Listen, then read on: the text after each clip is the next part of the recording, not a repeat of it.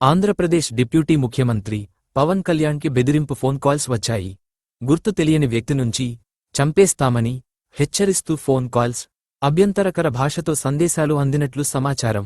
ఈ విషయానికి బయటపడడంతో పవన్ కళ్యాణ్ తక్షణమే పోలీసులకు ఈ ఘటనను తెలిపారు. ఈ బెదిరింపులపై హోంశాఖ మంత్రి అనిత స్పందించారు.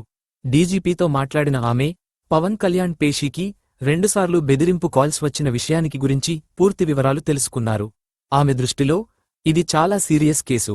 ఫోన్ కాల్ చేసిన నెంబరు ట్రేస్ చేసి నిందితులపై కఠిన చర్యలు తీసుకోవాలని ఆమె డీజీపీకి ఆదేశించారు. అనిత మంత్రి స్పష్టం చేస్తూ ప్రజాప్రతినిధులపై ఈ రకమైన బెదిరింపులు మరియు అహితకర చర్యలను ఎట్టి పరిస్థితుల్లోనూ ఊరుకోకుండా నిందితులను కఠినంగా శిక్షించాలి అని చెప్పారు. అయితే ఈ ఘటన వాస్తవానికి పవన్ కళ్యాణ్ రాజకీయ మార్గదర్శకత్వంలో ఎంతైనా ప్రతికూలంగా ప్రభావం చూపించవచ్చని అభిప్రాయాలు వ్యక్తమవుతున్నాయి. ప్రజలు మరింత జాగ్రత్తగా ఉండాలని సూచనలు అందిస్తున్నారు. ఈ బెదిరింపుల వ్యవహారం మరింత గంభీరత సంతరించుకుంది. ఇక మరిన్ని వివరాలు వచ్చే అవకాశం ఉంది.